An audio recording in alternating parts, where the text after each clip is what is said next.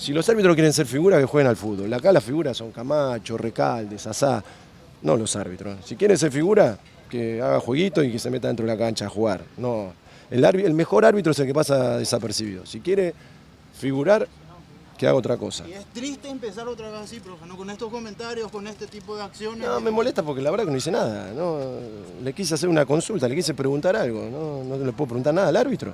Soy el entrenador, no le puedo hacer una pregunta al árbitro.